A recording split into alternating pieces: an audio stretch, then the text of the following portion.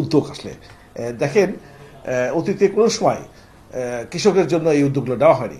বিভিন্ন সময় সরকারিভাবে ভর্তুকি দিয়েছে, ভর্তুকি ঠিকভাবে কৃষক পায়নি।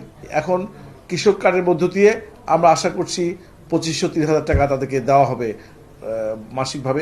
এটা পুরোটাই কাজে লাগবে, কারণ এই কার্ডের টাকা চলে আসবে, একটি টাকাও তাদের কোনোভাবে অন্যদিকে নষ্ট হবে না। অন্য যে কার্ডগুলো আছে, ফ্যামিলি কার্ড, সেগুলো তা পরিপূর্ণভাবে একবারে 100% এটা কৃষকের কাজে লাগবে। এবং শুধু তাই না, এই কার্ডের মধ্য দিয়ে আপনি কৃষি ঋণ পেতে সুবিধা হবে।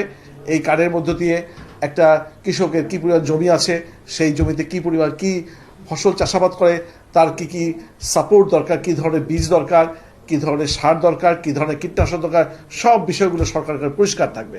সরকার যে কোনো কৃষককে তার ডাটাবেসে তার এই কার্ডে ঢুকে করে বুঝতে পারবে এটি কোন ধরনের কৃষক, সে কি বড় কৃষক, মধ্যম কৃষক, প্রান্তিক কৃষক, ভূমিহীন কৃষক, এটা পরিষ্কার থাকবে, এখানে লুকোচুরি কিছু নেই।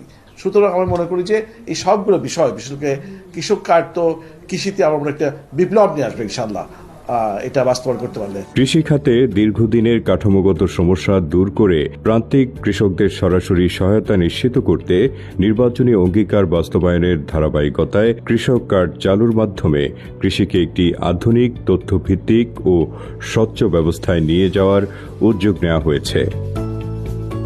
আগামী 1 বৈশাখ এই কর্মসূচির আনুষ্ঠানিক উদ্বোধন করবেন প্রধানমন্ত্রী তারেক রহমান।